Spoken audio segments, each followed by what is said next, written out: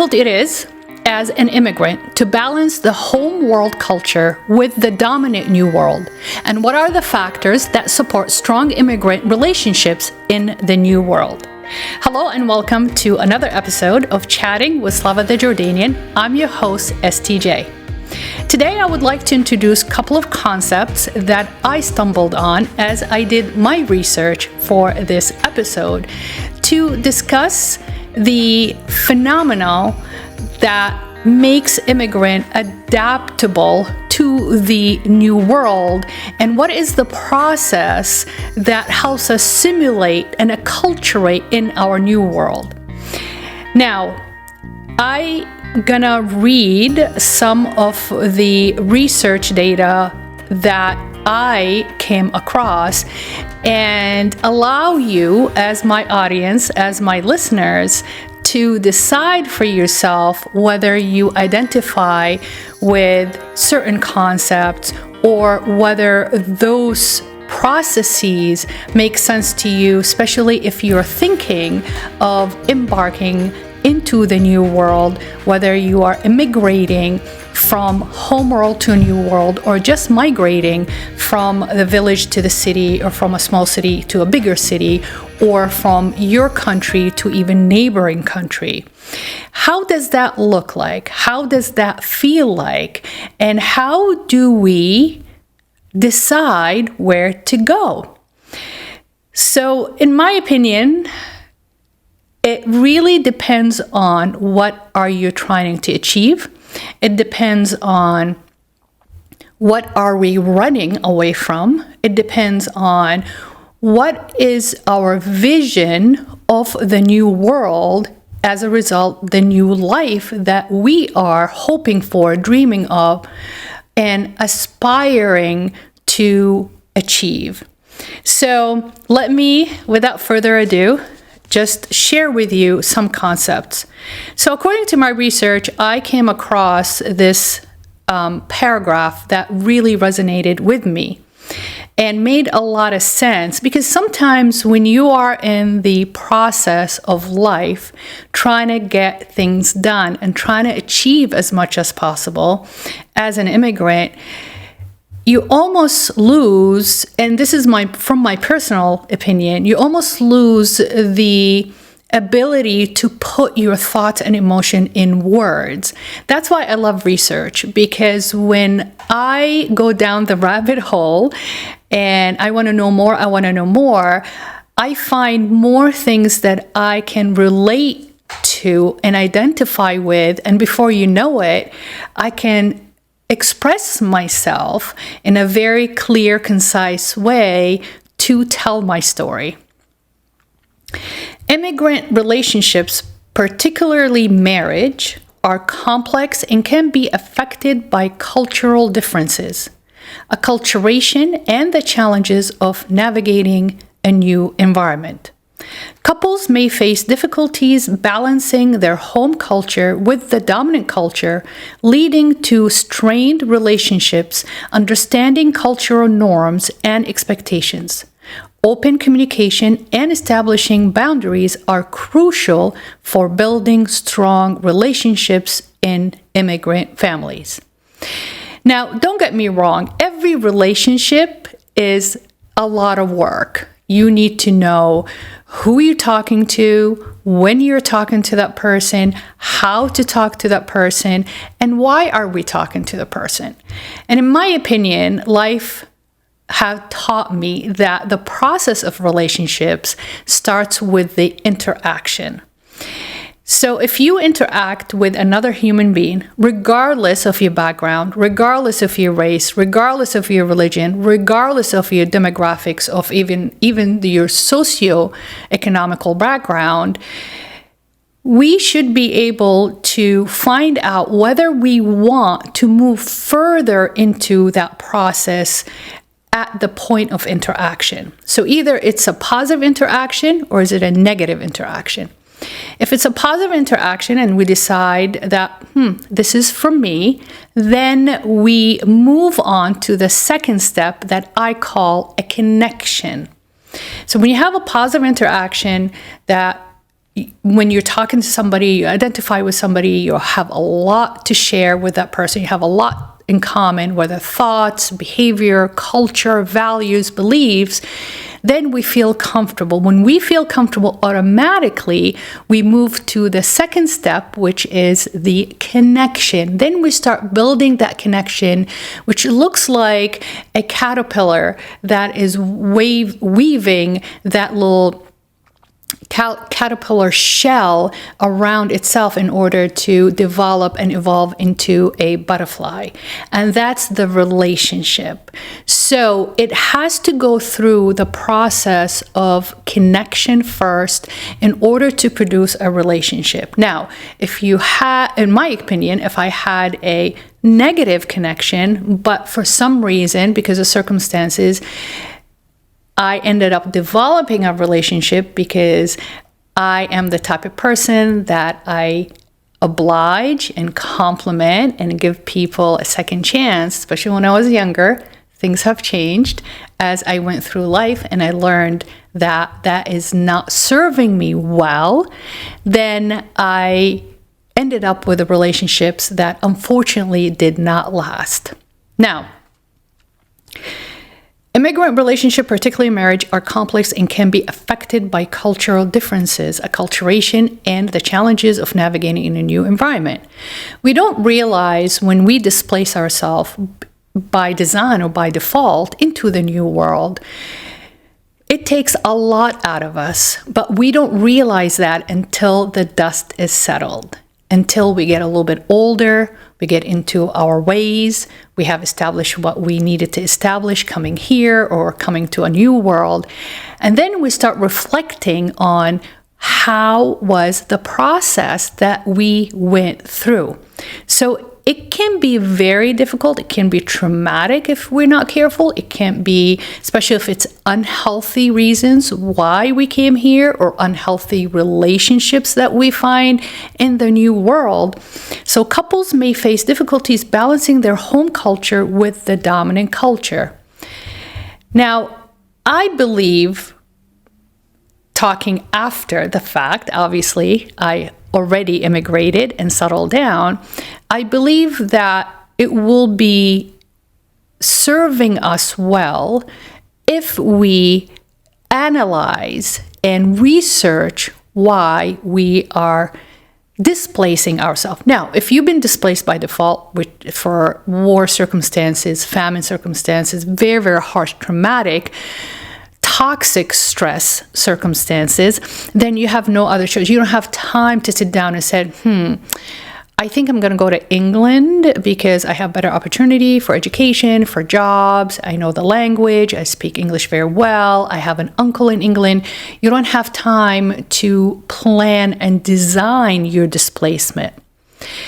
But if you're displacing yourself by design, then you would need to put a little bit more effort into your research to find out what would be the smoothest and the simplest process of acculturation. Which country is going to give you that?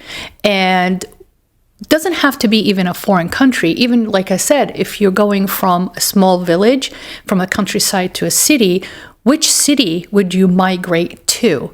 In my opinion, I wished I knew what I know now, and that's the amazing thing about life.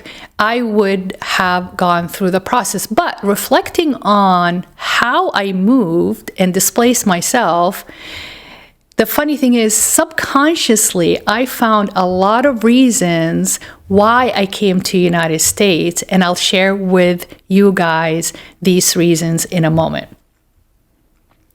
So according to this research, challenges in immigrant relationships, the first challenge is cultural differences. Immigrant couples may have different values, beliefs, and expectations regarding family roles, communication styles, and decision-making, which can lead to conflict and misunderstanding. Now, this example is using the romantic relationships, romantically involved with somebody that you meet and you date and you end up getting married, or you end up being a domestic partner to that person in the new culture. But I would like to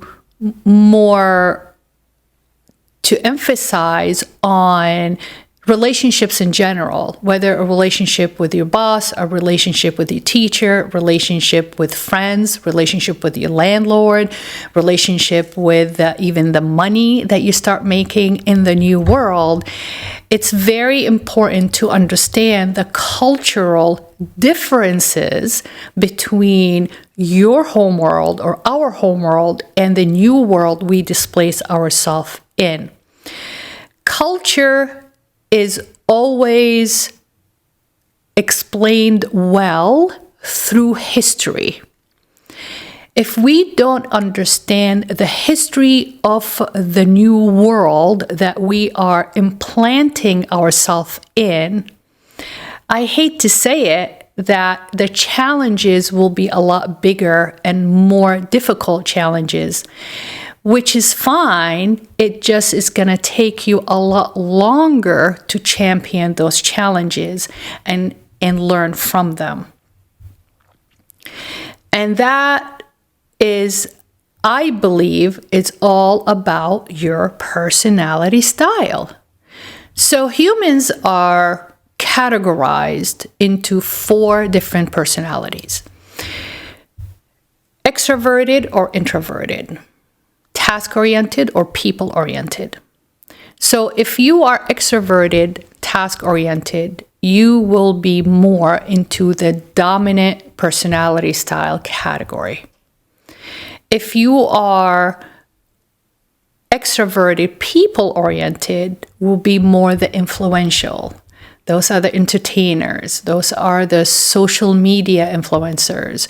Those are the coaches. Those are the teachers. Those are the mentors.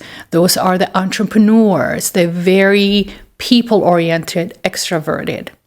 Then you have the introverted categories, which is either introverted, task-oriented. Those are the scientists, the analytics, the engineers, very OCD, very detail-oriented, very facts-oriented.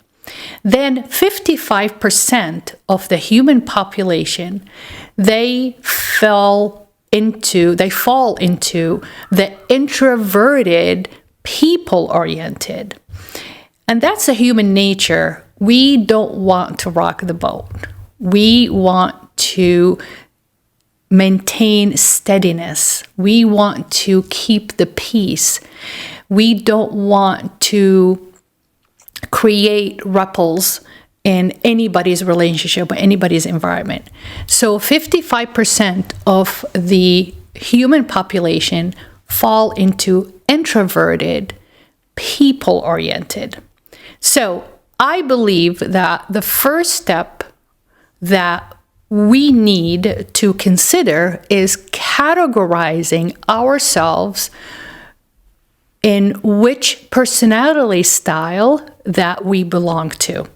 And that could be really easy. Those tests, they have many different names on the internet. You can research them and take the test. They have their own websites. It's really 10-minute test. It is basically 10 questions, but there are so many versions of this test that you guys can research and figure out which one you want to take. So get that done first. Figure out who you are. Now, when you take the test and you're still in your home world, of course, you need to repeat that test. When you assimilate into the new world, take it again. So they recommend taking that test every 5 years because your circumstances change. Your circumstances will serve you in a certain way that you will change, you will grow, you will modify your ways, you will redesign your belief system, you redesign your value system because you're in a different environment, different culture. And you need to do that sometimes in order to have a system that will serve you well so you can survive and thrive in the new world.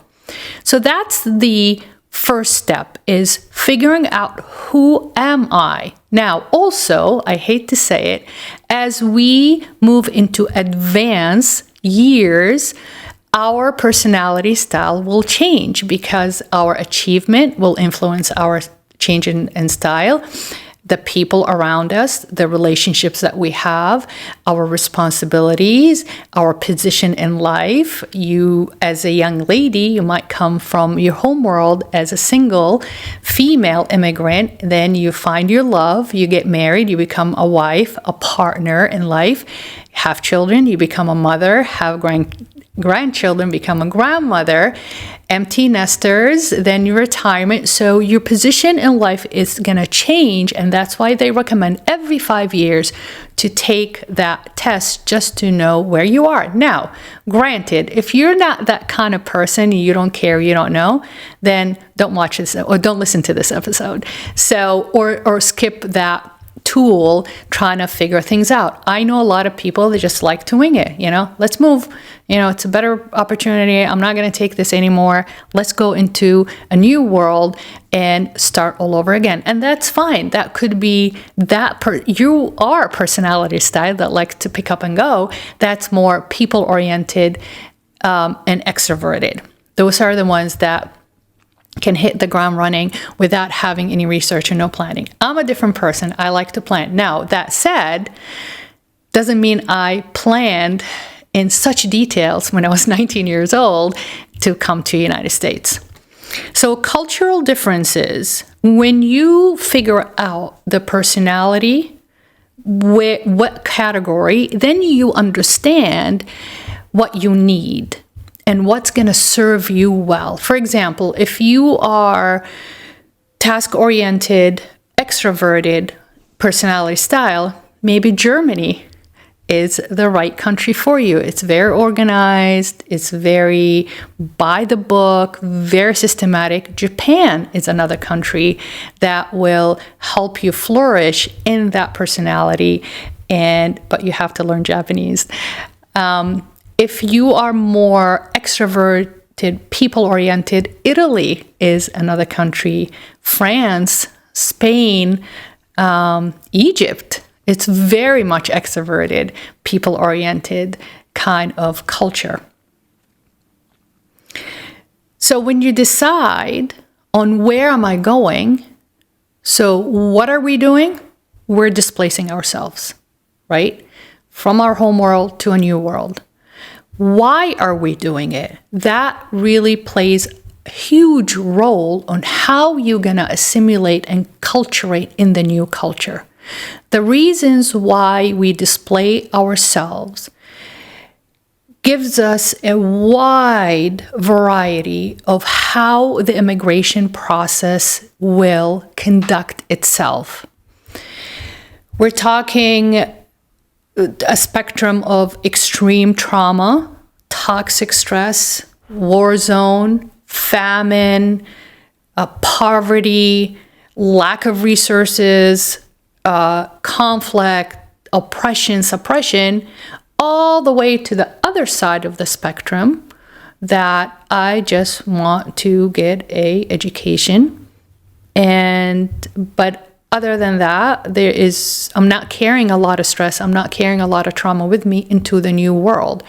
So that is a very broad spectrum of your psychological and mental health well-being that you're going to carry with you in your toolbox as you displace yourself from your home world into the new world. So that makes a difference in how the simulation and the acculturation process will take place. So we know what we're doing.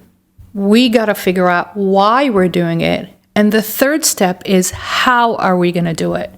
And that's when you need to decide what kind of personality you are, what's the matching culture that you need to look for to plant yourself in the new world. Now, one of the many factors that dictate where we go is family.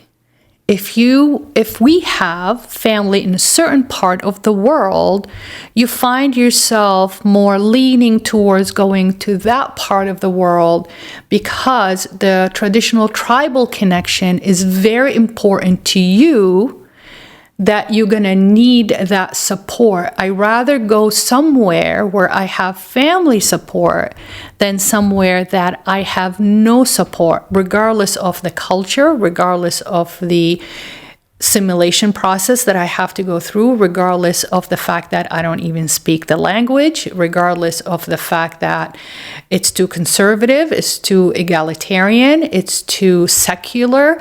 It doesn't matter. If I know that I have a family member in that spot of the world, I know I'm going to be able to conquer my challenges and I'll be able to survive. Now, that could be something personal to you because it's part of your belief system that's you're telling yourself that's all I need in order for me to survive in the new world, which is fine. But I'll tell you this, I met so many people that ended up here in New England because they have families here, and they spend maybe 2-3 years and even 5 years maximum, and then they end up moving to Arizona, moving to California, because the first 5 years of their immigration process with their tribal connection, their family in the United States, help them discover themselves and figure out what more do I need. Now I'm all grown up and I'm standing on my own 2 feet and I can support myself emotionally and I can protect my well-being and my mental health, and I can spread my wings and go somewhere else independent of the traditional tribal connection that I have here and create my own life and figure out that, California is a better culture for me. Arizona is a better culture for me. South Carolina is a better culture for me. Or could be the weather. A lot of us move because the weather is nostalgic to where also we came from, but that's another episode. So immigrant couples may have different values, beliefs, and expectations regarding family roles, communication styles, and decision-making, which can lead to conflict and misunderstanding. I agree 100%. Figuring out the culture that you're going to implant yourself in as you migrate or immigrate is crucial to your survival and to how healthy your acculturation process is going to be. My belief coming here was either Jordan or United States. Believe it or not, I related to United States and identify with the American culture more than I identify with the Jordanian culture, because I spent more time here vacationing than I spent in Jordan. I went to summer school here in California during high school. I never attended schools in Jordan. I was more into the practicality of the Western world lifestyle than I was with the traditional lifestyle in Jordan. Now, last time I was in Jordan was 1983. I was 14 years old. And from my Jordanian friends here in the United States that go back every single summer to visit family, they told me that Jordan have changed a lot. But at that time, everything that I knew about Jordan is what I experienced when we vacationed. So when I was tossing the ideas around, trying to figure out what would serve me better, United States culture made more sense, and I was more familiar with it and more comfortable with it, believing that I can navigate through it a lot easier and I can achieve what I wanted to achieve. So that's the culture that I chose over my ancestry culture and my blood culture, which is Jordan. Cultural gaps, differences in the degree to which partners culturate to the new culture, adopt new values, behaviors, and beliefs can create tensions, especially if one partner is more acculturated than the other. And that is a very important statement, because when we come to the United States, whether you come as a single person or you come as a couple, when you come as a single person, you have only one person to worry about: assimilation, adaptation, and acculturation. When you move as a couple, you are worried about both of you, because remember, if you meet in your home world, everything about the home world will accommodate your relationship, right? Because that relationship grew in that culture, was raised in that culture, and it's easy, right? It's cakewalk. It's just, we know what our values, we know what our beliefs are, this is our tradition, we're just going to go with the flow. You take that couple and you move it to the United States, now we have the challenges of adaptability, right? The multicultural competency, that's what becomes a challenge. And sometimes what they're saying is we'll put a lot of strain on that relationship if you are not careful. That goes back to the same process that I mentioned earlier. If you choose a life partner in your home world, make sure you understand that partner's personality style and that partner's ambitions and aspirations for the future. Because if you have a certain agenda for immigrating and that partner has a different agenda for immigrating, yeah, you're gonna displace yourself to the new world, but you need to be on the same page as far as how we're gonna adapt and simulate in the new culture as one unit, as a couple.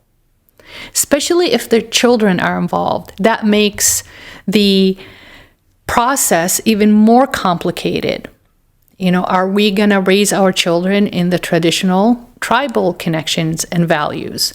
Do we have tribal connections here? What is our belief system? Are we going to adapt the traditional belief system into the egalitarian or Western world?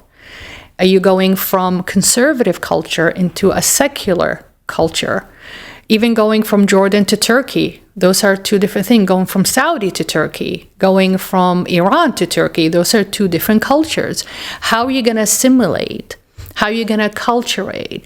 How am I going to raise my children? Are we going to have a household that will maintain and serve our traditional belief system? Or are we going to completely revamp our household culture into the new world culture, the dominant culture of the society that you decide to implant yourself in? And that's what they're saying. If we are not careful and if we are not ready and able to champion those differences and conquer our challenges, that can put a lot of strain on the marriage or the partnership or the relationship that we come in with from our home world into the new world. Now, before I move on, I'm sure I won't be able to cover the process. It can get very tedious and complicated, the, immigration, and I'm sure that we're going to have more than one episode about it. I came across this. Research suggests that immigrants often exhibit personality traits like high openness to experience, extraversion, and sometimes higher level of conscientiousness, which can help them adapt to new environments, build social networks, and navigate the challenges of migration. However, it is important to remember that this is a generalization, and individual personalities vary greatly within immigrant populations depending on their background and specific circumstances. And I love this paragraph because it really summarized what I have been saying so far, setting up the stage for you guys to understand the process, especially from my personal experience. So what they're saying here is that the personality style of the majority of immigrants is high openness to experience, meaning that they are ready and willing to go somewhere else to experience new life. That's what they're saying. Extroversion, right? We talked about, are you extroverted task-oriented or extroverted people-oriented? Because if you're introverted personality style, then you are homebody. It's going to take you a lot longer, and it's going to take a lot more harder or difficult circumstances or extremely suppressive or oppressive circumstances for you to leave home. Introverted personality style, again, they don't like to rock the boat, or, which is the steadiness kind of personality, or the conscientious one, it's basically data-oriented. They're introverted, task-oriented. So if you are introverted, task-oriented, it's going to take you a long time to decide what your next step will be, because you are fact-based kind of person. So you're going to do your due diligence. You're going to do as much research as you can in order to make sure that it is the right thing to do. And it's the right step at the right time to make that decision. So most immigrants that leave their home world into the new world, they're extroverted personality style, whether you're task-oriented or you're people-oriented. And they are they exhibit high openness to experience. We explained that. And sometimes higher level of conscientiousness, which can help them adapt to a new world. If your personality style is the type that, you are just in your world and you're not sensitive to what's going on around you. Basically, you have your blindfolds on and you just doing your thing at a certain rate on a certain path without being conscientious of what's going on around you in order to absorb different ways and different styles of life to adapt to the new culture, then you are gonna always be that introverted. You might still immigrate and migrate, but you're gonna create the same world, a copy of your home world into the new world, which is fine. Maybe you like a different demographic, different geography, different weather, but still you're going to conduct yourself within that traditional home world lifestyle into the new world, which is fine. So it is important to remember that this is a generalization, and individual personalities vary greatly within immigrant populations depending on their background and specific circumstances. Like we said, the majority of human beings, they fall into the steadiness category, the introverted, people-oriented. But does that mean that the most of the ones that leaves the home world is the minority of the population, extroverted people or task-oriented?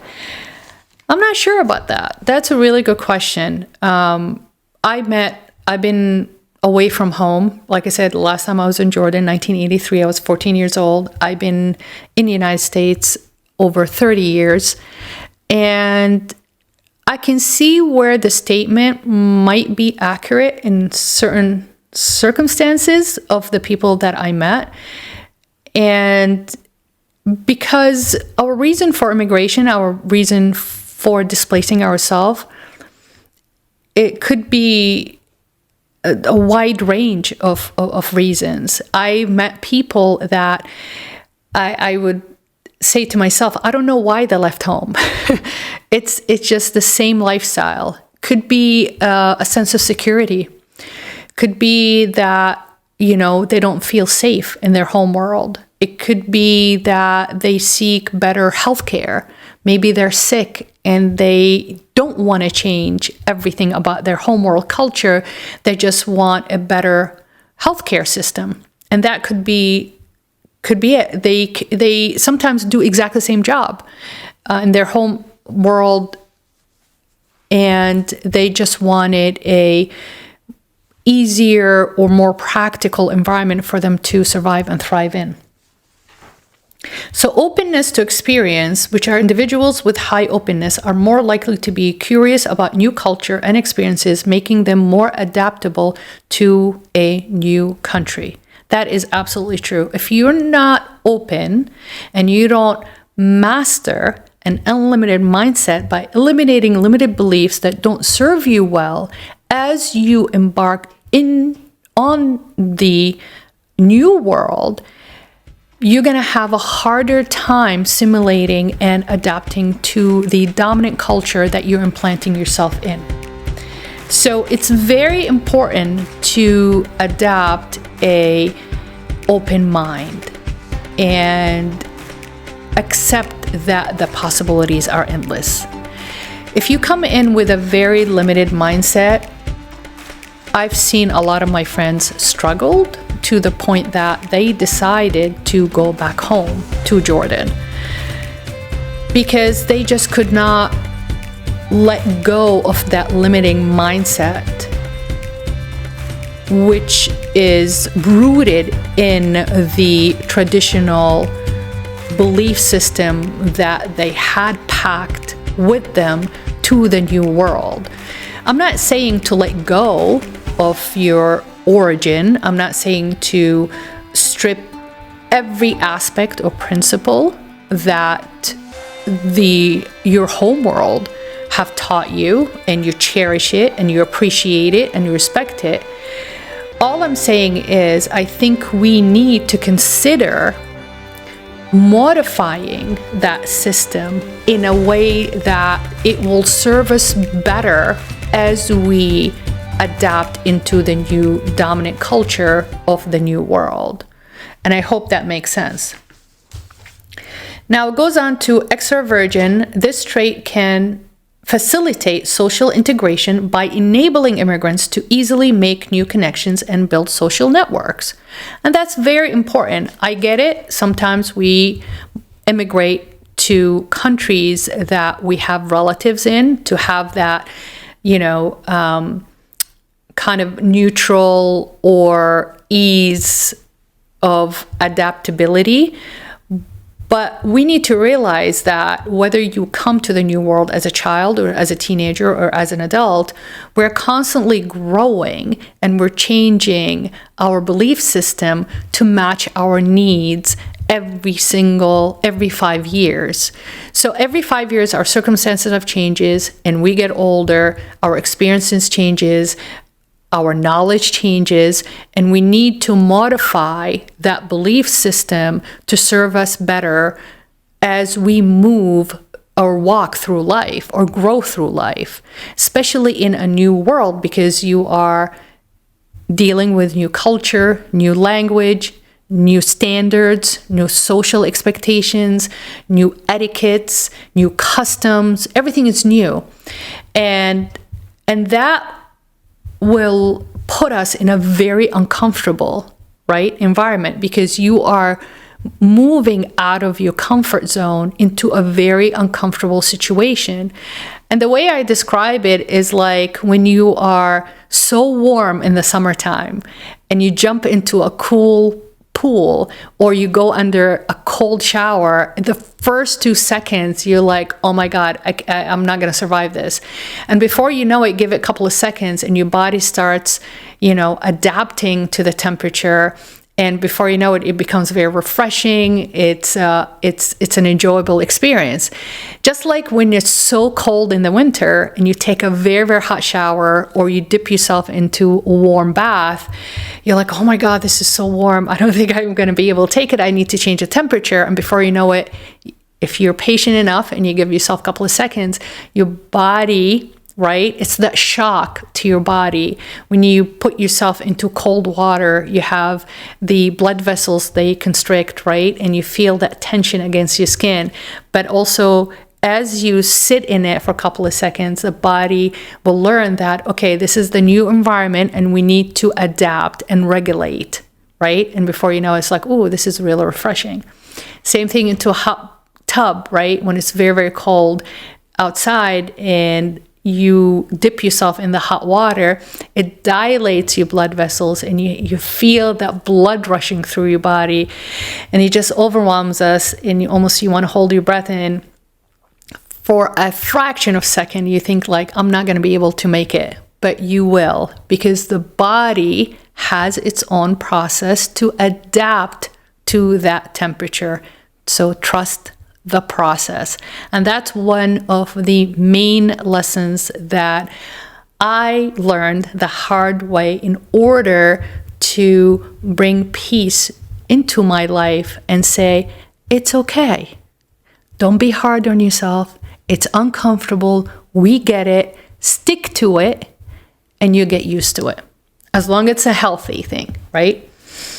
So extroversion, this trait can facilitate social integration. Absolutely. So when I came to the United States, I knew what to expect because, like I said, I vacationed here.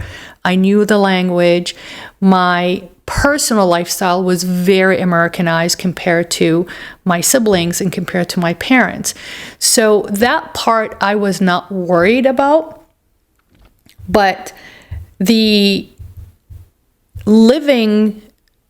process of living through the culture and interacting with the locals, interacting with citizens every single day. Remember, when you vacation, you're in a nice resort, in a hotel, surrounded by your family, everything's controlled, everything is within the parameters, or it's what's accepted within your tribe. When you live and integrate yourself in the new world culture, you are everyday person.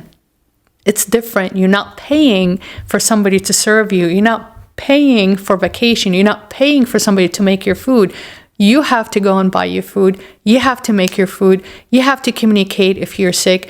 You have to communicate if you're stressed. You have to explain yourself. You have to explain your actions and make sure that you know the language. So that's when you make the connection. Remember, any relationships starts with the interaction, and it's up to you to decide that interaction is healthy and I like it and I want to move on with that interaction. Then you create the connection. When you create the connection and you still feel good about that connection and you identify with that connection, then you can start investing your time in yourself to build a relationship. And that model works on everything that we do in life and everybody that we meet through our journey through the process. Moving on to conscientiousness, immigrants may also show higher level of conscientiousness, which can be helpful in navigating the complexity of settling in a new place. Absolutely. Again, and that stems from the analogy of take your blindfolds off if you want to integrate fast enough, easy enough, and healthy enough into the dominant culture of the new world. Meaning that know your surroundings, study your environment, be familiar with the culture, be familiar with the custom, what's acceptable, what's not acceptable, what's the norm, what's not the norm, then you need to sit down with that list and say, that works for me, that doesn't work for me, that serves me, that doesn't serve me. Especially if you come in as a couple, so you are responsible for that person responsible for you in a certain way, to a certain degree, of course, depending on what culture you came from. Also, if you have a family that you're displacing yourself with, you have to worry about how you're going to raise that family, what's going to serve us in order to move forward with our lives, because you have made the decision to bring these youngins into the new world. We better have a plan what we're going to teach them. We better have a plan of what kind of belief system we gonna have them inherit from us, or should they create their own belief system as they grow into that dominating new culture. So being conscientious, I believe, does not only apply on your environment as an immigrant, it also applies to the home environment that you are trying to produce, you're trying to maintain, you're trying to protect as an immigrant family too. I never birthed children, but I worked with children all my life, from the time I babysat when I was in high school, through college, even before dental school. I was a full-time nanny for 6 years old. Beautiful girls in California. And also I worked as a substitute caregiver in a Montessori school in California, and I was between the toddler room and the infant room. And being conscious, I learned so much working in a daycare in California, because I got to see American, especially West Coast American parenting skills in real life, like in real time. But also I met wonderful parents from all around the world. UC Davis was an international school. They were from all over Spain, Poland, Russia, oh my God, France, Italy, Iran, Pakistan, India, China. So these parents had different belief system and cultural adaptability skills that I learned a lot from, by or through taking care of their own children. I remember this beautiful young toddler boy from China, and I think they were from Beijing, if I remember correctly. And his lunch was the cutest little containers with a cute little small dumpling, just enough for him to chew and swallow. And his mom used to stack him, rice and then dumpling and then vegetables. And he was such a good boy. He was a good eater too. He ate all of it and passed out for a nap after that. But see how, although he was the only one that has that stacking container that you have, the lunch, it was so adorable. And you can tell the American children that you're looking, it's like, what's that? And he will open up and show it to them. And it's so cute. Although he's a full-blown westernized daycare, his mom made sure that to keep that culture intact, even in his food or in his eating habits. And that's must have been one of the most important values or beliefs that his household had, even though he is in, a westernized school. And I thought that was beautiful. So being conscientious is very helpful in navigating the complexity of settling in a new world. And it is complex. It is difficult. It is challenging. It's completely out of your comfort zone. But that's why we're doing these episodes, in order to help or inspire anybody that is ready or thinking about migrating or immigrating. Last thing is emotional stability. Emotional stability is the ability to manage stress and regulate emotions. Low neuroticism can be crucial for coping with the challenges of migration or immigration. Regulating when you are dysregulated. That's really important. And we done a episode, I think episode number 16 is about mental health, the role of mental health in the Arab culture, with my co-host JD Yusuf and Dr. Ihab Abdurrahim. It should have aired already by the time I taped this. But emotional stability, yes, it's very crucial, but some of us don't identify with emotional regulation and emotional stability because some of the cultures that we come from do not identify with this concept. And Middle East or the Arab world, my generation, back in my time, mental health, we never spoke about mental health. Now it is very relevant and it's very prevalent in the Middle East. So I was told. When I went to Egypt, Egypt is a unicorn. I don't think it is the right country to use for that example, because I believe Egypt has just an amazing spiritual and mystical flair to it that people draw their emotional regulation from each other, from their culture, still from their spirituality, still. So it's not as westernized in that aspect as what I heard that, for example, Jordan, Lebanon, Syria, or even Morocco is going through. But yes, emotional regulation is very important. And I finally learned how to regulate my emotions this past year. And I am 55 years old.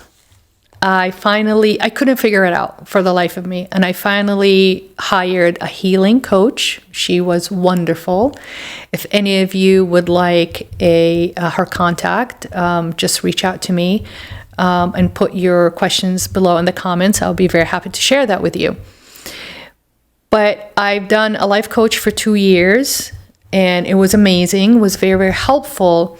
But for some reason, I always felt there was a missing piece. There was a skill that I did not have, which is how do I regulate my emotional dysregulation? And honestly, with the healing coach, it didn't take long. It took a couple of sessions with her. That's how effective she is. And we clicked right away. Again, it's all about personality matching and personality style matching. And I now have better tools to help me regulate myself every time I feel dysregulated emotionally. Now, you might ask yourself, well, Dr. Slava, you've been here about 36 years. You know exactly what to do. You recognize the factors that can actually trigger, or the triggers that can dysregulate you emotionally. But why would you get dysregulated? I would think that after 36 years, you're used to living here. It has nothing to do with it. So let me put it this way, simply. If you displace yourself young in your teenage years into the new world, you are happy-go-lucky. You just deflecting, you're taking as much challenges as you want, you're trying to achieve what you try to achieve, you're busy with life, accomplishment, your dreams, work, busy. What happened to me, my experience, is when the dust settled and I got comfortable finally at 53, 54 in my position in the world, those emotions that I never dealt with because I was so busy start to surface. And I found myself going through panic attacks. And there's nothing to panic about. I don't have children. There's no stress of trying to put somebody through college. Oh, now you're getting married. You have the wedding. You have the grandkids. I have to, share my time with the family. None of that. It's just me, my husband, and the 4 cats and work. That's it. So it dawned on me, is this a chemical imbalance? Is this a childhood trauma that I suppressed so well for so long that now everything externally in my consciousness has quieted down, and now my subconscious, which is my inner child, is crying out for help. There are things that we need to figure out, and there are things that we need to heal, but we did not have time to heal them because we were busy with life. So when I talked to my life coach and I told her, I'm doing fine, I'm doing everything I wanted to do. I'm creating, I am transforming into this new position in life. And it's all noble and it's beautiful and spot on. But I cannot put my finger on what is triggering me to wake up in the middle of the night, gasping for air, and a full panic attack. What is it? Is it stress? And she actually touched upon it. Could be stress. It's a lot of work. You're running 3 practices. You have over 25 team members. You're teaching. You're coaching. You're doing dentistry. That could be it. I'm like, no. I'm just not. There's something wrong. There's really, really something wrong. So finally, poor thing, she gave up and she said, you know what? Let me contact my friend who's a healing coach and talk to her, just do a meet and greet and phone call and see if that's the right fit for you, if she's going to help you. And immediately we clicked. So I found out that I had this childhood trauma that I have, for some reason, dressed it and packaged it into something, it's fine, but it wasn't fine. And it's surfacing, and I had to deal with it. And one of the things that I learned from my healing coach is, Slava, let yourself feel it in order for you to heal it. And that's one of the first things I learned is do not push yourself to the point that I don't want to deal with it. I don't want to face it. It's not important. I don't have time for it. Because I felt everything that childhood trauma surfaced, I was hurting and I got dysregulated and I get distracted and I couldn't achieve the things that I want to achieve on a daily basis. So the more I ignored it and the more I tucked it away in my subconscious, the stronger it surfaced. So I learned to just talk about it, uncover it, rediscover it, I was like shocked. Is this really how I feel about it? And finally that inner child in me quieted down. And it's not nagging. It's not screaming for help. It's not asking to regulate constantly. It doesn't feel like it's constantly dysregulating. I'm not waking up with panic attacks. I have a remnant, just little hints of anxiousness. I think I'm just too excited about life. But it's not crippling me. I'm not freezing. I'm not shaking. My asthma does not kick in. Yes, I am asthmatic. And honestly, the trip to Egypt too, and I keep mentioning that, it was almost a very spiritual trip because I got to meet my extended family by marriage. I got to